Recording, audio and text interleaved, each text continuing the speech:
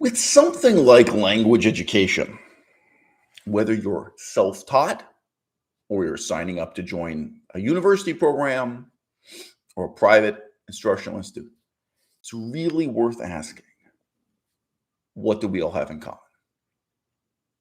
When we talk about the so called polyglot movement, talk about people encouraging you to study languages, in most cases, to become self taught in languages, to learn a language with nothing but an application to your mobile phone and a few books you've bought off Amazon. What what do we have in common? Someone who's learning Chinese, someone who's learning Spanish, someone who has the outrageous idea that they're going to learn 6 languages simultaneously in 1 year and document it on their YouTube channel and get famous. And yes, those 6 languages include Chinese and Spanish and Arabic and Hebrew and Turkish. Yeah. Yeah. What do we have in common? Now, I've had to ask myself that question in a lot of different language programs I was actually enrolled in as a student. The Cree language is quite unpopular. We haven't seen a single polyglot here on YouTube learning Cree, Ojibwe, Mohawk. There was that one guy, Sielma NYC. He briefly worked on one of the indigenous languages, an Uto Aztec language, I think. I went to a small, unsuccessful college or university, I suppose. Yeah, it has university in the name. So it calls itself university that mostly exists in order to provide some kind of economic opportunity for, frankly, poor and oppressed indigenous people. No sarcasm when I say that. Okay, this is a language you can't really make any money from studying. You can lose money studying it. Okay, I'm going to study Cree. Cree is in the same language family as Ojibwe. Imagine all the things I thought I would have in common with the other students sitting down with me in the classroom. I assumed the other white people choosing to study this language would have certain kinds of passions, ambitions, and interests in going with me. And then obviously I had assumptions about the indigenous people, like if they were born Cree, certain kind of interest and engagement. One of my first days in the class, it wasn't the very first day, I strike up conversation with this group of 3 white people who always sat together.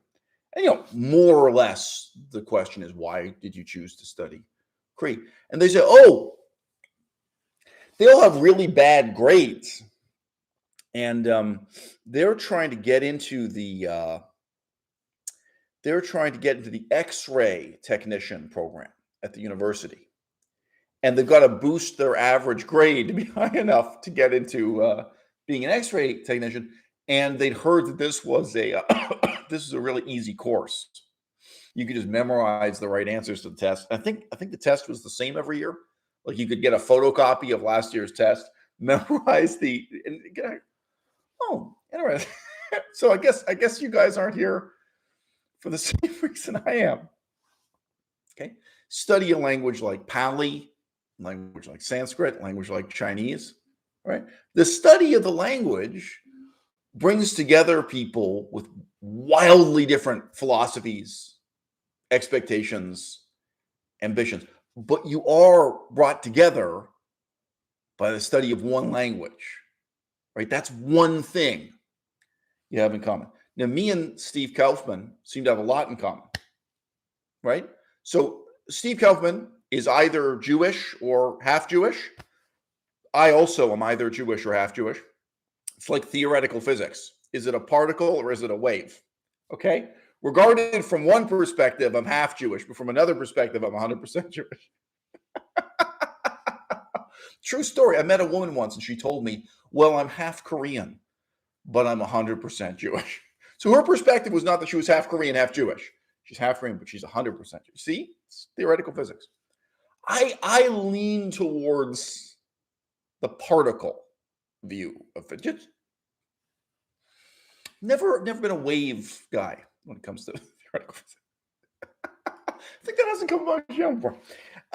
Steve Kaufmann and I, we are both Jewish Canadians who can pass for white. We grew up in this, as far as I know, I've looked at this guy's autobiography. To say I read it is a slight exaggeration. Grew up in the same part of Canada, got a university education in politics. My major is political science, right? Actually, probably culturally in terms of interests, we have a lot of common. The thing is this. Steve has been studying Arabic for 7 years. I said to my girlfriend the other day, because we have to make a bunch of really, really hard decisions of what we're doing with the next 5 years of our life, the next 50 years of our lives, assuming about 50 years to play with here. I'm in my mid-40s. Maybe we have 50 years to play with her. And it's like, the thing is about Steve Kaufmann, you really can learn Arabic in 7 years. It's not that hard a language. It's like, what about you and I? What if we have no other friends involved? We have no university. If you and I, Melissa and I, boyfriend and girlfriend, if we sit down and get motivated and really hit the books on Arabic, think of where we could be 5 years from now, 7 years from now, whatever number you want to learn. And think about our motivations. Think about why we would do it. And now think about the contrast to Steve Kaufmann, what he's doing on the internet now, what he's been doing his whole life, and many of his competitors, so to speak, in this polyglot demi-monde. Every single one of Steve Kaufmann's videos consists of him patting himself on the back, praising himself for what a wonderful guy he is, what an amazing exemplar he is of language education. And then in his affable way, he says, and you can be too. You can be. Just download this app on your phone. Just follow these 5. Just relax. Just take it easy. Just enjoy yourself. You can just be this wonderful human being like Steve Kaufmann himself. Why would I study Arabic? Why would you? Can you imagine how different your view of the world is when you can read a newspaper published in Egypt for yourself, when you can hear politics being discussed and debated in Egypt, in Saudi Arabia, across a tremendous expanse of the Arabic speaking world? Can you imagine if I were criticizing Hamas? Hamas is a terrorist organization in and around Israel, on the basis of my directly watching what they're saying in their YouTube videos, what they're saying in their blogs, what they're saying in their propaganda messages. Where I'm not just talking in abstract generalizations. I'm saying, look, this month, this week, this is what they said about their terrorist activities, about their political ambitions. And here's how it's being described in the New York Times. Here's how it's being misrepresented in the Western. That's learning a language with a purpose. Okay? And no matter how much of an egomaniac you may be, that process is tremendously humbling. It's perpetually humiliating. You're going to make mistakes. You're going to make mistakes. A native speaker of the language would never learn. The amount you know is always a fragment of what you need to know and want to know. And the difference you can make is always so puny. When I studied the Laotian language, living and working in Laos, and I care about the future of this frankly godforsaken country, I say that as an atheist. In the most atheist sense of the term possible, in the most nihilistic sense of the term possible, please allow me to use the adjective godforsaken. This hopeless country, hopeless and hapless. You care about these people, you care about their future, you care about their destiny. No matter how hard you work, right? The difference you can make is so puny compared to the difference you like to make. And, I hate to tell you this, the whole country of Laos, the population is less than one city in China. The population is less than one city like Tokyo in Japan. It's a very small country. So actually the impact you make relative to the number of people, it's pretty quickly pretty quickly, everyone in the Communist Party of Laos knew my name and so on. You write just a few articles, you publish just a few things, you start making, that guy. Oh, right, Whereas to have that kind of impact in communist China, even Cuba or something, I think is much, much, much. And yeah, long story short, they threatened to kill me and I got kicked out of the country. So yeah, that's when you know you're making a difference. When people try to kill you and kick you out of the country, it's a good sign. Okay, Steve, it's not too late. Steve, you want to start changing? Steve Kaufmann, let's see that humanitarian instinct in you, Steve. Your kids are fully grown. Take some risks. But try to make a difference. Okay. My point is this. If I were to struggle to learn Arabic within 5 years, then 7 years, which is attainable. Arabic is not as hard as Japanese. It's not as hard as Chinese. It's not as hard as Cree, Ojibwe. There are harder languages. Okay. I would be doing it for a purpose. And no matter how much of an egomaniac I may be, debatable, that purpose is so much grander. It's so much greater. It dwarfs me, right? That there's a sense in which I am really going to be humble. And I am going to be humbled by the process of learning the language and the sense of kind of responsibility you take on.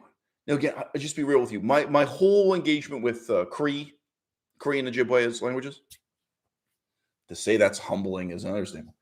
You want to help these people? The political situation. Not Steve Kaufmann, comes from the same place I come from, as I said. Same background again. He's not interested in this. But it is a really terrible political and economic situation they're in. Although, interestingly, within one of the richest countries in the world, unlike Laos, which was one of the poorest countries in the world when I was there.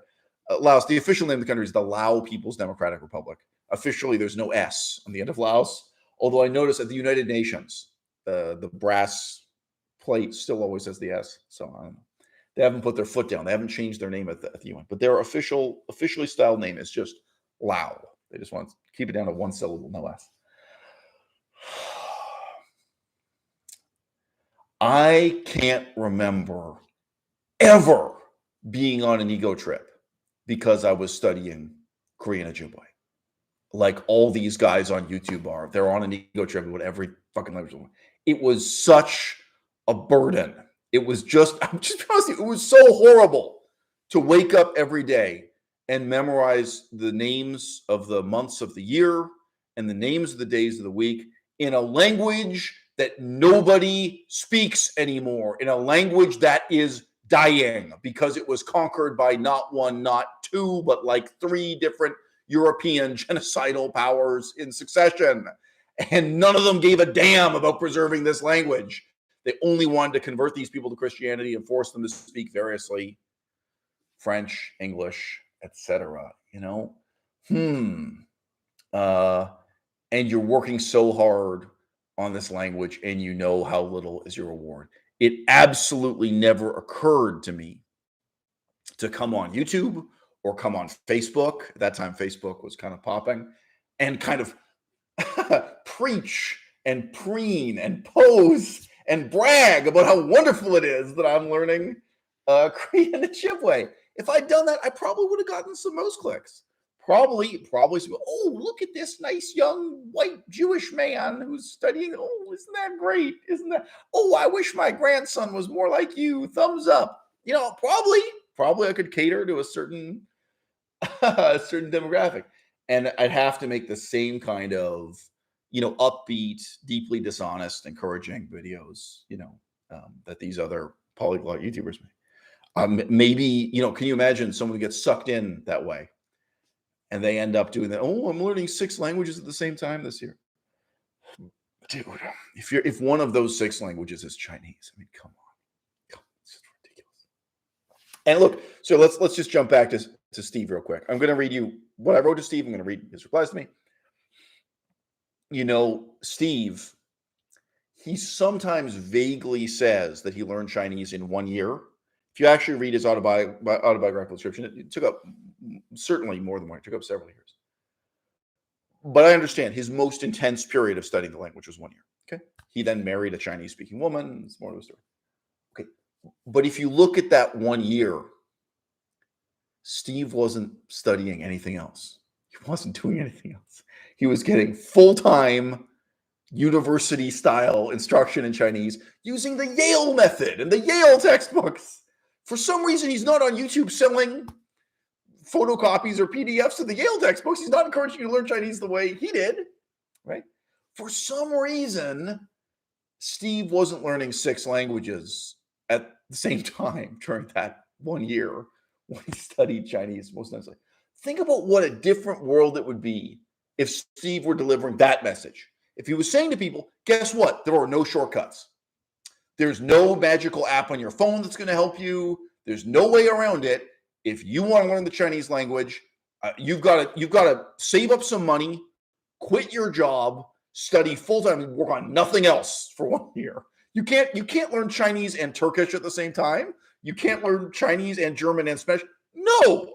You know what? If you really want to hit the books and study Chinese, you will barely have time to go to the bathroom. And he currently encourages people, relax, enjoy yourself, watch cartoons, read comic books, do what you enjoy. Like, imagine if he was saying the opposite, where we're saying to you really honestly, look, guys, you want to get this done in 1 year? You want to get as much done as possible in 1 year? It's gonna be pain. It's gonna be pain and sorrow of a kind that you can't imagine, but I can. And so I'm familiar with these books. Just hold up those Yale University Chinese language textbooks, and then hold up this fucking app on the phone. And I've seen his description of the teachers and tutors he had for Chinese, and the hours and hours of face-to-face, one teacher, one student, not large classroom, not 45 students in 45 seats with one professor, not 300 students with one professor. No, one student, one professor, face-to-face language drills for all these hours.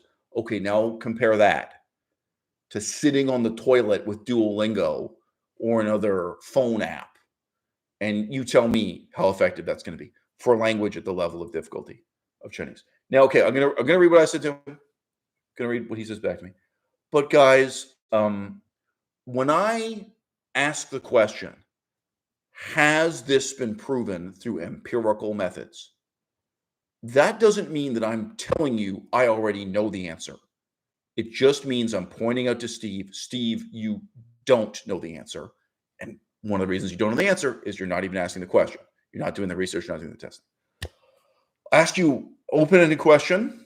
We're having lots of really intelligent comments from the audience, I noticed. Lots of people in my audience are on my level intellectually. That's what I really love about this YouTube channel.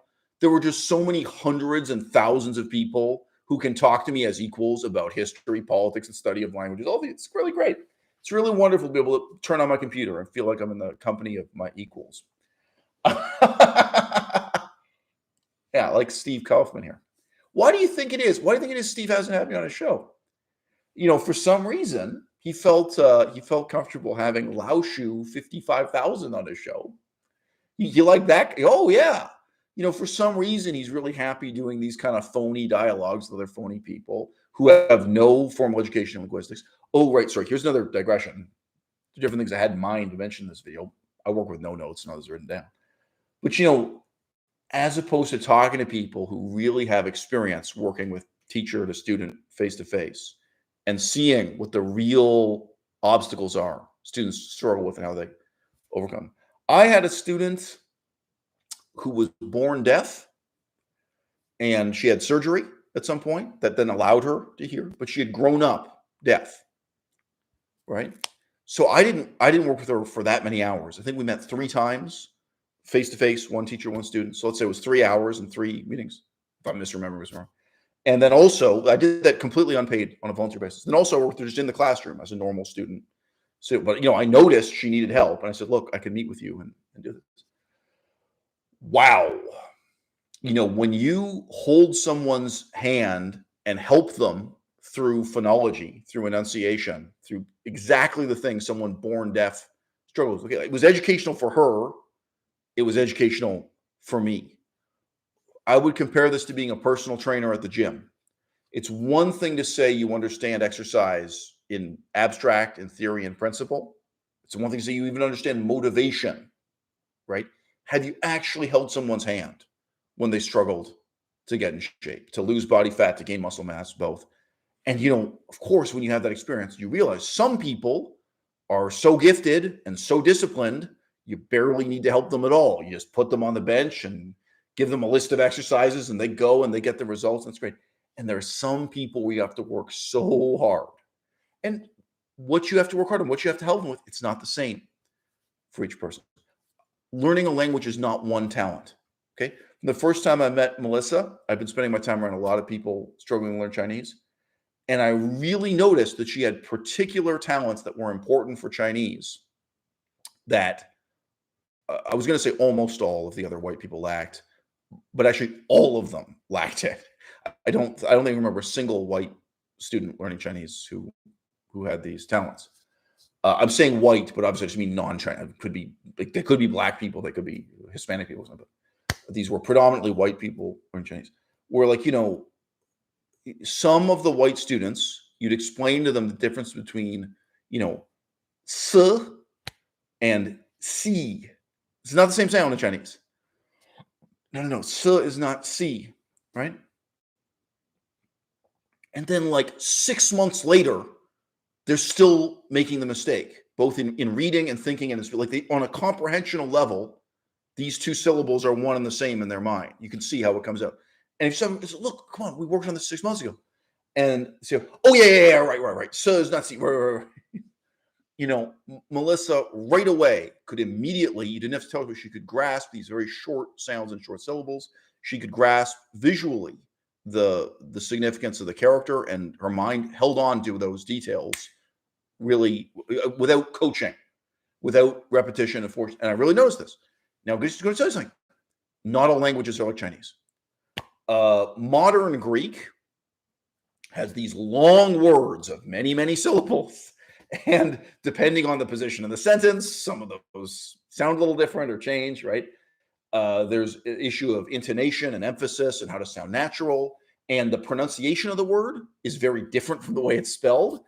Modern Spanish and modern Greek both struggle with this a lot, in my opinion. But I think modern Greek is even worse, frankly. There's this gap, with Spanish, there's a gap between Latin and modern Spanish. With Greek, there's this gap between ancient Greek and modern Greek. So the writing system only very loosely, corresponds to the real phonetics. And you just have to keep straight in your mind these long, complex words, series of syllables. Sometimes you get a cluster of consonants, sometimes consonant vowel. And you can't put the emphasis on the wrong syllable, this kind of thing. That's different. That's a different skill set. And I never really evaluated Melissa that way. But I will just say, in general, the type of person who has a mind that really quickly grasps, oh yeah, s, and can remember s, and can remember this visual symbol, that's not the same skill set that would make you naturally gifted in some other language. I can talk about Korean and Ojibwe. I can talk about Pali and Sanskrit. I can talk about ancient and modern Greek. So I'm just saying, all right, there is no reason to think that talent in language learning is one thing. And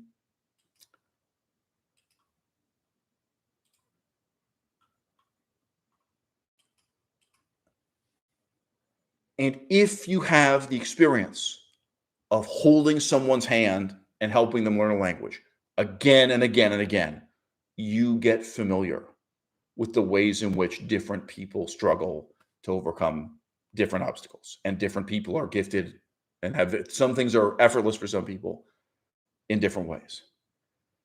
And yeah, I dislike the extent to which Steve's act just consists of self-congratulation.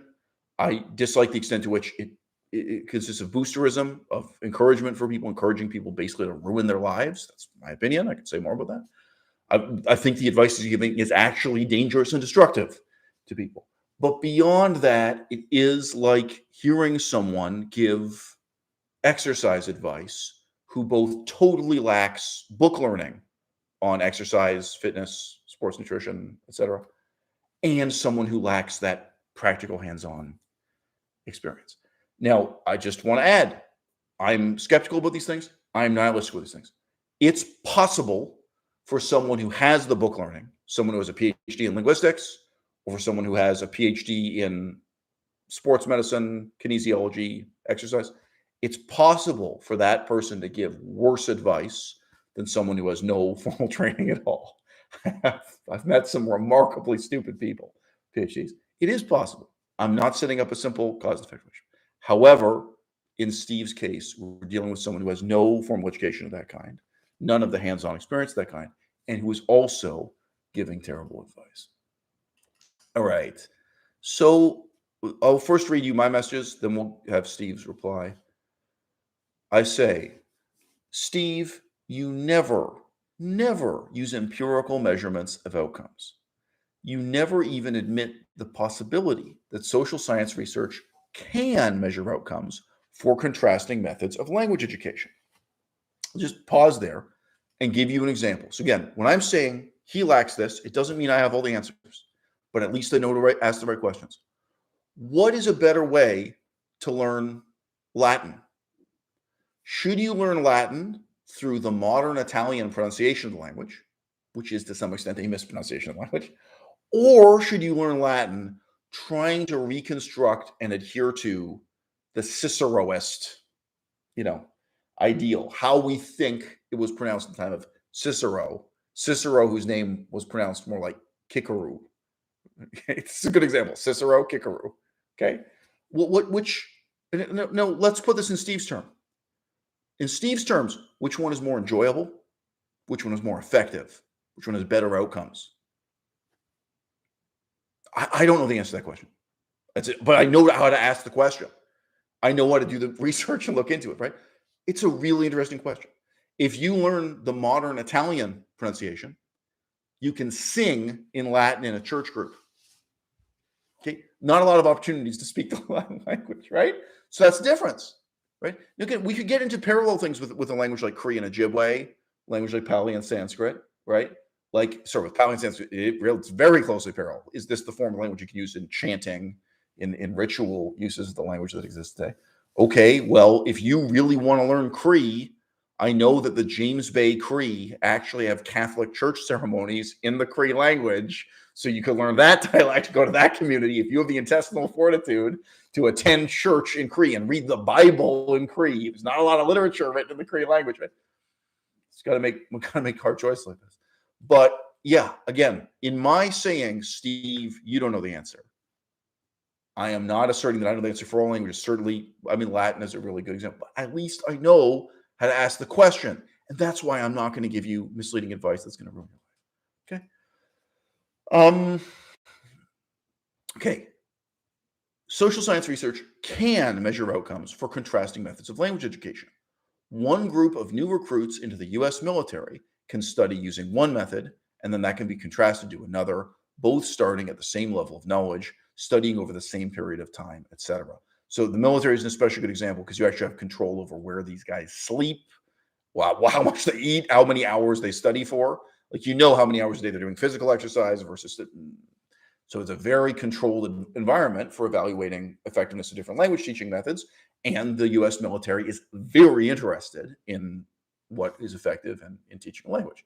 And that's one of the best places you can find this kind of evidence. So, by the way, not only the American military, the Belgian military, all kinds of other military organizations are doing this. Steve, not interested for some reason. Now, hey, you know who else is not interested? Pretty much every university in the Western world. For some reason, Cambridge University, Oxford University, Harvard, for some reason, University of Toronto or something, nobody's really interested in evaluating how little Chinese their students like. Oh yeah, people pay $100,000 to come here and study Chinese, so it must be good. Well, do you want to evaluate how much they've actually learned after 4 years or however many years taking your course? It's frightening how little they learn and whether or not that's a good use of $100,000. But the military has to ask those tough questions because they don't have hundreds of thousands of dollars. They don't have 4 years. They need you to learn these languages fast and effectively. So that's one milieu in which you do get social science research being done. Okay?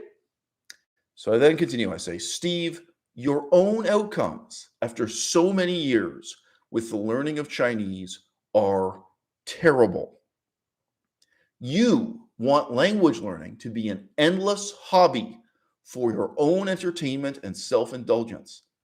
but neither a university nor a military organization will agree with your theories of education. Theories that are completely unfounded, theories that are completely untested, unverified, no connection to empirical reality or measurements. And I then say, enjoy having 20,000 people, more than 20,000 people, agreeing with you when you tell them what they want to hear. Thousands will applaud you because you're telling them that this isn't hard work when really it is. And I also pointed out, just a separate comment, I say, right. You conclude with, quote, if you follow my method, you'll enjoy the process more and be more successful. Right. As if you've ever measured either one of those outcomes for even a single student, let alone 100 or 1,000. Do people enjoy your method more? Do they actually get higher levels of measurable language ability as a result of this more enjoyable method? On some level, you're aware that what you're preaching here is closer to religion than science. So I've got 2 replies from him. I'm going to read the next one. The most important thing you have to capture in your research into this are dropouts. You have to capture and study attrition. So use the metaphor of a gym trainer again.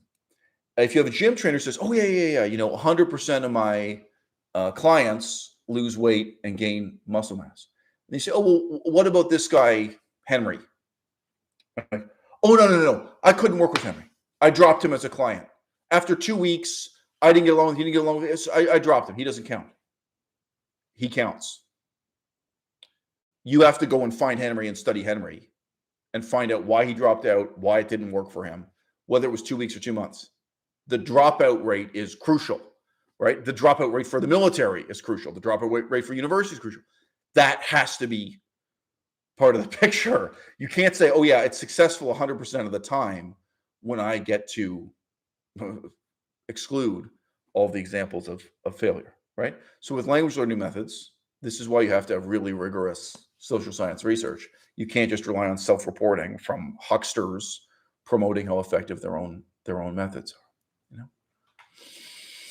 So there's a quote, someone in the audience has said, quote, some Canadian colleges have started accepting students who have passed the Duolingo test. These colleges are at a very low level, and unfortunately, the Duolingo test enables the lives of Steve Kaufmann. Yeah, sure.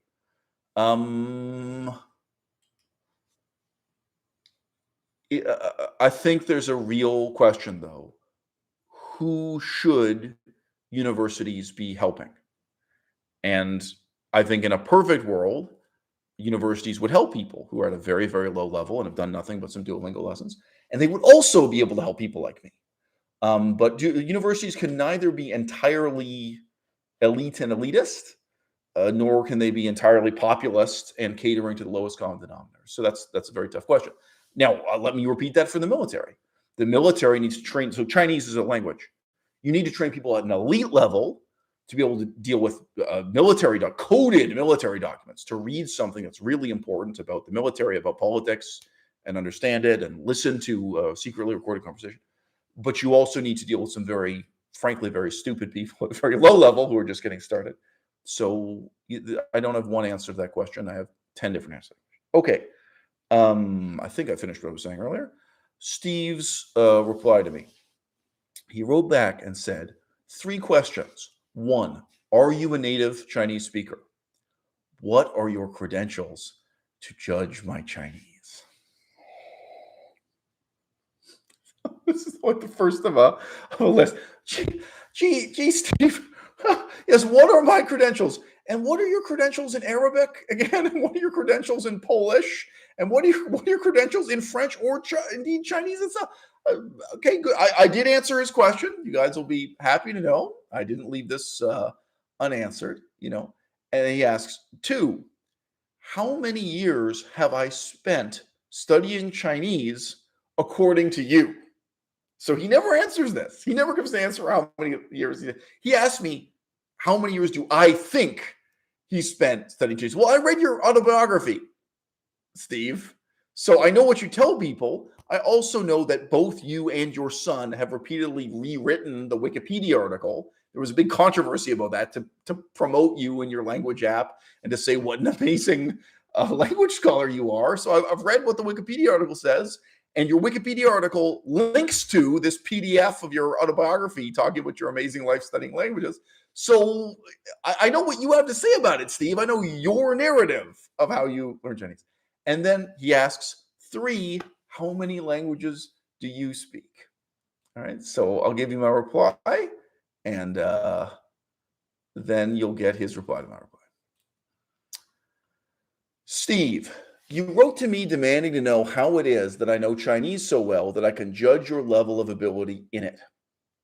In reply, I suggested that you Google my video titled, quote, I learned Chinese in 6 months, but you can't, close quote, because you'll find that it's honest about precisely the things you've made a career out of being dishonest about. You also wanted to know how many languages I've studied. Unlike yourself, there is very palpable evidence of the depth and breadth of my experience learning languages from totally different families, different language families, including Chinese, Cree, and Pali. So Cree is Algonquian, Pali is an ancient Indian language related to Sanskrit. It is not remotely a complete list of the languages I've studied. Tragically, I've studied many, many more languages than that. I just didn't do with Steve's set of motivations. Next sentence. But I am not living a lie, Steve.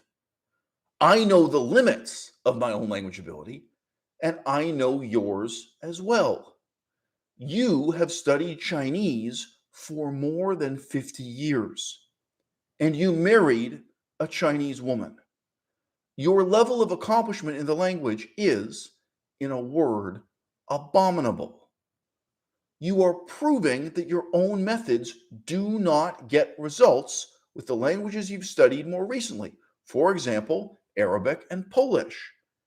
Your failure with Chinese is an important, empirically real example. You need to re-examine the deepest assumptions built into your language learning advice.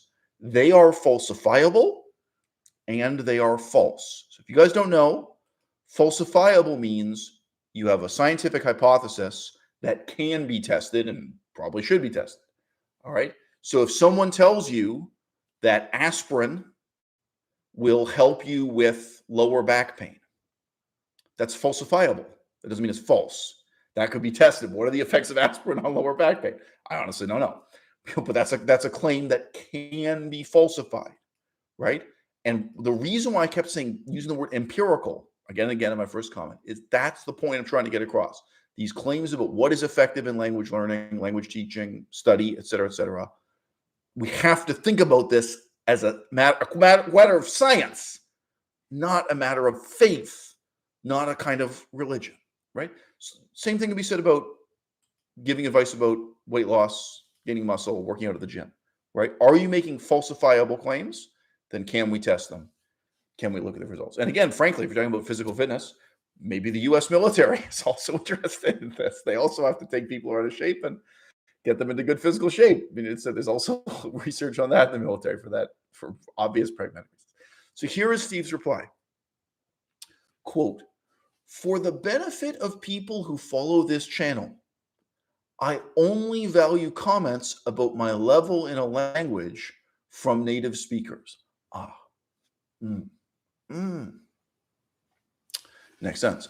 I learned Chinese over 50 years ago. And since that time, have spent most of my language learning time on other languages. My wife and I speak English to each other, except if we are with Chinese people, which doesn't happen often.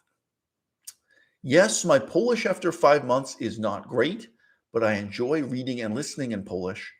I am finding Arabic difficult. So Arabic, according to him, 7 years. Probably haven't improved much since I went to Morocco 5 years ago. If I focused on it, I would have done better. That's falsifiable. But I enjoy it. Now, this is the most puzzling statement of all. People can take my advice or leave it.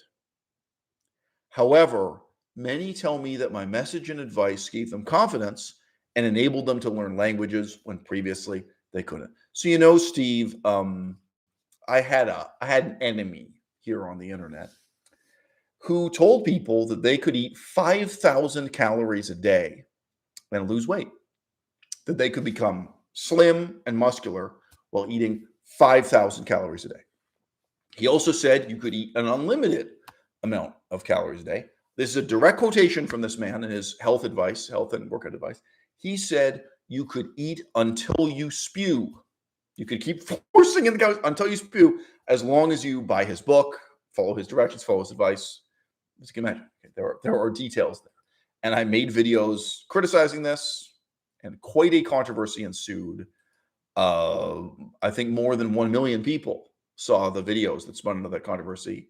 I mean, there was a period where like each video had 100,000 views, and they were on all different channels, and many of those videos are now deleted. So at any rate, a minimum of 500,000 people were witnesses to that controversy.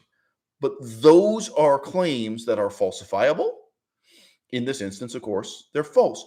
But what could that man, this YouTuber who made a lot of money and got famous, what could he claim to substantiate his own advice? He doesn't have a PhD. You'll be shocked to learn. He doesn't have a university degree in nutrition, dietetics, any kind of science. He doesn't have experience working as a personal trainer. He doesn't have experience as a weight loss coach helping people who are morbidly obese in a hospital. No. What he could do was point to himself. He could point to his own body. He could take off his shirt on camera and say, look at this body. If you want to have a body like this, you can follow these directions, this advice, this by his book, right? And he was guaranteeing to you could eat 3,000, 4,000, 5,000 calories a day and lose weight and have a body like his. Now, I know Steve actually puts a lot of effort into diet and exercise, and it shows. He's an old man. He's in good shape, and he has a workout routine at the gym. He takes diet and exercise very seriously. So he may relate to this. Steve, how would you feel if someone like that said the same thing you've just said? Well, people can take my advice or leave it. However, many tell me that my message and advice gave them confidence and enabled them to achieve their goals when they couldn't. And this is exactly the kind of justification I dealt with in the health and fitness world. What does it mean to say people can take my advice or leave it when your entire product, the entire purpose of your channel is promoting and selling this same advice?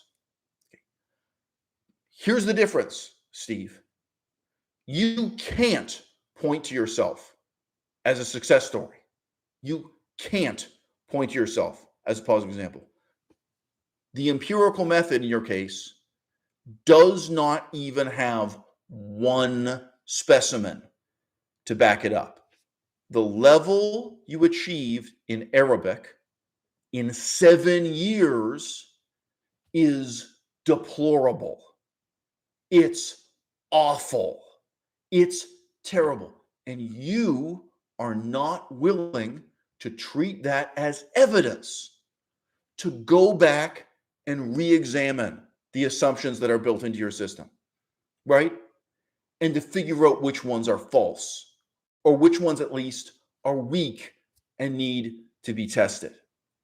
You dogmatically continue to believe in and preach this method that doesn't work, not even for you. Now, really briefly, I used to have a friend, a female friend, and she had a health condition that gave her abnormally high testosterone levels for a woman. So she'd work out at the gym. She'd have these huge shoulders. She'd be really lean. She had this very impressive physique, right? Then she had surgery that fixed the testosterone condition. Her physique has never been impressive that way again. If you ate exactly the same diet she ate, as a woman, let's say, if any woman watching her channel or looking at her Instagram, you could eat exactly the same diet, you could do exactly the same exercise at the gym with the same amount of weight, and you would not get the same results. She was an extraordinary person, biologically an abnormal person, right? And she actually had it corrected as hell. She ultimately had a surgery that gave her normal testosterone levels for a woman. And then this advantage disappeared. So in her case, she wasn't taking steroids, right? She had an extraordinary condition. All right. Now, let's say, so I don't know any real example of this, but in terms of just weight loss, there are people who have conditions where they don't absorb food properly in their digestion. They actually have an absorption problem. And they could actually say that they could eat 3,000 calories a day for and still be lean. There are some people with extraordinary health conditions that way. If you imitate their diet, you won't get the same results. Now, one of the causes of that, I've read about this, is people who were drug addicts and who destroyed the ability of their digestive tract to properly process food during years of drug addiction. There are certain kinds of diseases, things that can damage your ability to ingest food, absorb it and convert it and get into your bloodstream and then gain fat, what have you. Okay, nobody would envy those people. But if, I've never heard of this on YouTube, but if there was someone like that on YouTube saying, hey, here's all the food I eat, you can eat the same food and lose weight, right? That would be bad advice.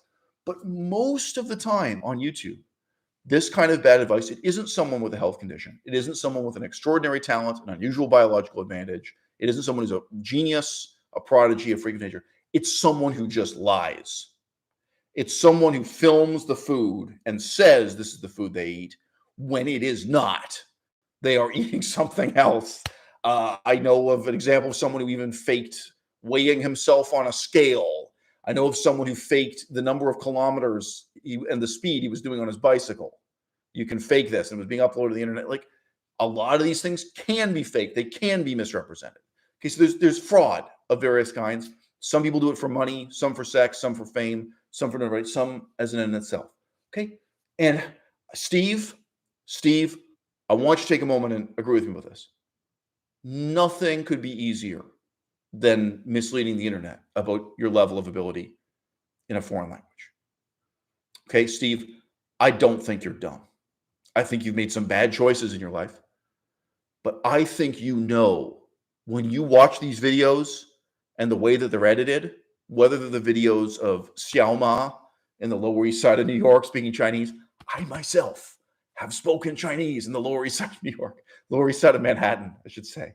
You know, I've done that. I wasn't showing off, just trying to, anyway, buying food. So when I have been a white guy, seemingly white guy, walking around speaking Chinese in the Lower East Side of Manhattan. I don't get reactions like Xiaoma does in those videos.